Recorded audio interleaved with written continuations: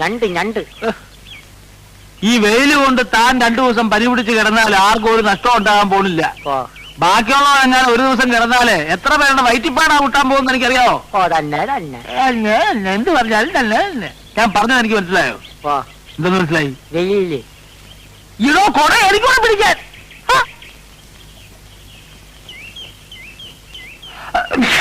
എന്തൊരു തുമ്മക്ക.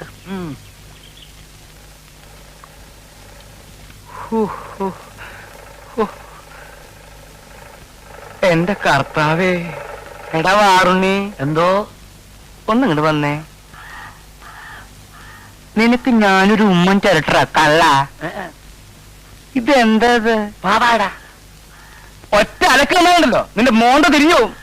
4 ജാക്കറ്റ് തയ്ക്കാൻ പറഞ്ഞിട്ട് അതുകൊണ്ടൊക്കെ പാവാട തയ്ക്ക. നീയൊക്കെ ഈ കിഴക്കമ്പാടത്ത് കുരിനെ ഒരു വഴിക്കാക്കും. ആശാൻ വെട്ടിത്തന്ന് ഞാൻ കയറി തച്ച് ഞാനൊന്ന് വെട്ടിന്ന് വെച്ച് അപ്പന്റെ മുഖത്ത് ആ ഷേവ് ചെയ്ത് പിടിക്ക. മോന്റെ വീട്ടിലൊക്കെ അങ്ങനെ ആവും അല്ലേ? എന്താ എന്താ രാവിലെ ഒരു വഴക്ക്? ഇവിടെ ഒരു വഴക്കുമില്ല, ഞങ്ങൾ തമ്മിൽ സ്നേഹത്തിലാ. അവിടെ നിൽക്കണോ നേരെ? കാശുണ്ട കയ്യില് ഇറങ്ങിക്കണോ? നായരല്ലെങ്കിലും പ്രധാനമായിട്ട് പറഞ്ഞ തന്നോടാ. വാറിന് എന്തോ ആ കത്തിരിയുടെ അകത്ത് വെച്ച് ഒക്കത്ത് വെച്ച് കൊണ്ടുപോകാൻ പറ്റുന്ന എല്ലാ സാധനങ്ങളും അകത്ത് വെച്ചേക്കാം. ഇവൻ പോയതിനു ശേഷം അതൊക്കെ എടുത്ത് പുറത്ത് വെക്കാം. കാര്യത്തിലോട്ട് കയറുന്നതിന് മുമ്പേ തനിക്ക് എന്തൊരു ഒരു ഇളവക്കം? തനിക്കൊരു പുത്ത ആർഡറുമായിട്ടാണ് മുതലാളി വന്നിരിക്കുന്നത്, അറിയാം. താനൊരു കോപ്പും കൊണ്ടുവരണ്ട. മുമ്പ് ചെയ്തതിന്റെ കാശ് തരാതെ ചക്കാത്തിന് ചിരക്കാൻ എന്നെ കിട്ടില്ല. പറഞ്ഞേക്ക്. ചക്കാത്തിന് വേണ്ടോ? സാധനം റെഡിയാവുമ്പോ റെഡി കാശ് കൈ തരും. ഇത്രയും വലിയ ഒരു ഓർഡർ ഒരു കൊമ്പത്തുള്ളവനും തനിക്ക് തന്നിട്ടുണ്ടാവില്ല. എന്താ എടോ നായരെ, ഇടപാടിൽ കൃത്യശില്ലാത്തവരോടെ അടിക്കൊരു വെട്ട്, നടുക്കൊരു കൊട്ട്, തലക്കൊരു ചവിട്ട്. അതാ എന്റെ ലൈ. താനിങ്ങനെ കഥ അറിയാണ്ട് തുള്ളിയാൽ എങ്ങനെയാ? എടോ, എന്റെ പുതിയ ബാലയിലെ നായിക ആരാണെന്ന് അറിയാവോ? ആരായാലും എനിക്കെന്താ? ഞാൻ കെട്ടാൻ പോണോ? കെട്ടിയില്ലേലും കെട്ടാൻ പോണത് ആരാന്നുള്ള കഥയെങ്കിലും താൻ അറിഞ്ഞിരിക്കണ്ടോ മാപ്പിളെ. ഒരു രാജകുമാരനല്ലേ അവളെ കെട്ടാൻ പോണത്.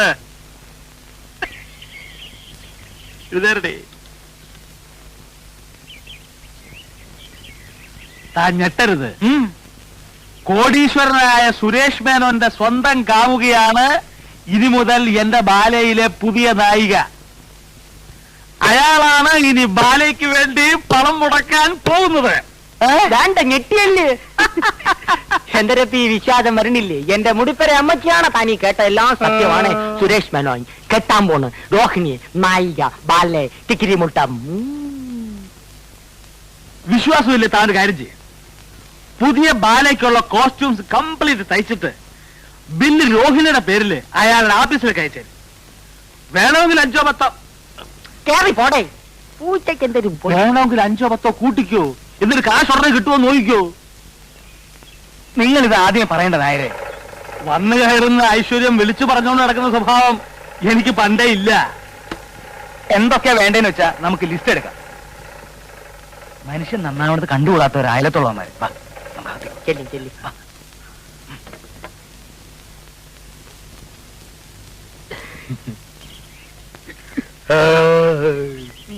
തന്റെ ന്യായങ്ങളൊന്നും എനിക്ക് കേൾക്കണ്ട. ബാലയെ വിളിച്ച് നടക്കാനല്ല, അസുഖം ചികിത്സിച്ച് വേറെയാക്കാനാണ് എനിക്ക് ഞാൻ ലീവ് വന്നത്. അല്ല സാർ, ലീവ് മാറിയപ്പോ അസുഖം മാറിയപ്പോ ലീവ് ബാക്കി ഉണ്ടായിരുന്നതുകൊണ്ട് ഇനിയൊന്നും പറയണ്ട. You are suspended. അയ്യോ സാർ, പറഞ്ഞു കേട്ടില്ലേ? തന്നെ സസ്പെൻഡ് ചെയ്തിരിക്കുന്നു. Now get out.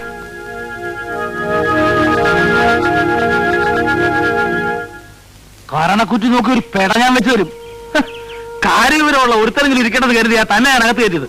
ഇന്നലെ ഒരു ബഹളവും ഇല്ലാതെ നടന്നുകൊണ്ടിരുന്ന ബാലെ തല്ലിപ്പൊളിയാക്കിയത് താൻ ഒറ്റ ഒരുത്തനാ. ഇനി ഒരു നിമിഷം നിൽക്കരുത്, കടക്ക് പുറത്ത്. അങ്ങനെ പറയരുത് സാർ. എന്നെ ബാങ്കിൽ നിന്ന് സസ്പെൻഡ് ചെയ്ത് തന്റെ കുഴപ്പം കൊണ്ടാ. ഇവിടുന്ന് എന്നെ ഇറക്കി വിട്ട എനിക്ക് ജീവിക്കാൻ ഒരു മാർഗമില്ല സാർ. ഒരു മാർഗമില്ലാത്തവർക്കുള്ളതാണ് തെണ്ടൽ. അതൊന്ന് പരീക്ഷിച്ച് നോക്ക്.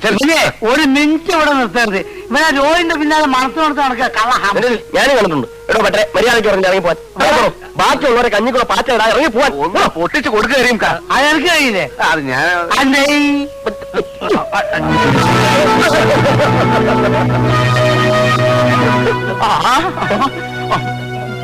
ഒറ്റം ഒറ്റ കണ്ണോടെ കണ്ണാത്തിന് പോടോ.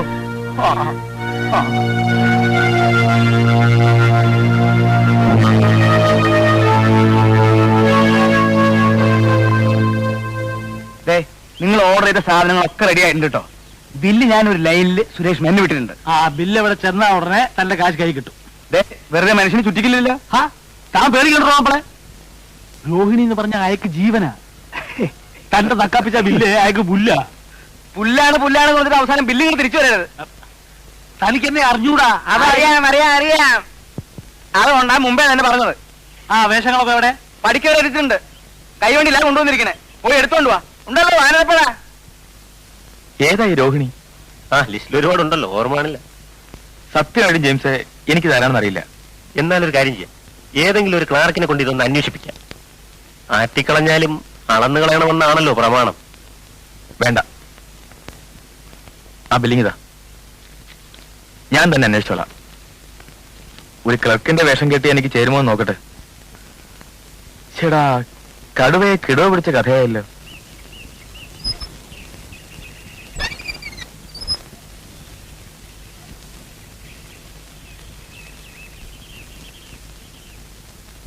ആരാ? ശിവസുബ്രഹ്മണ്യല്ലേ? ശിവസുബ്രഹ്മണ്യമോ? അതെ, ബാങ്കിൽ ജോലിയുള്ള. ഓഹോ, അയാളോ? അയാളുടെ വീട് ഇതല്ല. നമുക്ക് വീട് വെക്കാം മോളെ. ഇല്ല, ശിവസുബ്രഹ്മണ്യം പറഞ്ഞത് ഇതാണെന്നാ. ഇത് അയാളുടെ വീടാണെന്ന് പറഞ്ഞോ? പറഞ്ഞു. ഇതെന്റെ വീടാ. പിന്നെന്താ അയാൾ അങ്ങനെ പറഞ്ഞത്? അവൻ ഇതല്ല, ഇതിലപ്പുറവും പറയും. ഭൂലോക കള്ളൻ. ഇത്രയും വലിയൊരു കള്ളനെ ഞാൻ എന്റെ ജീവിതത്തിൽ കണ്ടിട്ടില്ല. അവൻ ഭ്രാമനാണോ എന്നൊരു എനിക്ക് സംശയമുണ്ട്. Is a big fraud. നിങ്ങൾക്ക് എന്താ അവനുമായി ബന്ധം? ഗുരുവായൂരപ്പ, ഇപ്പോഴെങ്കിലും ഇത് അറിഞ്ഞത് നന്നായി. കല്യാണത്തിന് ശേഷമായിരുന്നെങ്കിലോ? കല്യാണമോ? വെറുതെ അബദ്ധത്തിലൊന്നും ചെന്ന് ചാടരുത്. പെണ്ണ് വീട്ടുകാരെ ഒന്ന് ഇംപ്രസ് ചെയ്യാനാവും ഇത് അവന്റെ വീടാന്ന് പറഞ്ഞത്. ഇപ്പൊ അവന് ബാങ്കിലും ജോലിയൊന്നുമില്ല. കള്ളത്തരം കാണിച്ചതിന് സസ്പെൻഷനില്ല. വെറുതെ നിങ്ങൾ ഈ പെണ്ണ് കൊലയ്ക്ക് കൊടുക്കരുത്. അത്ര എനിക്ക് പറയാനുള്ളൂ.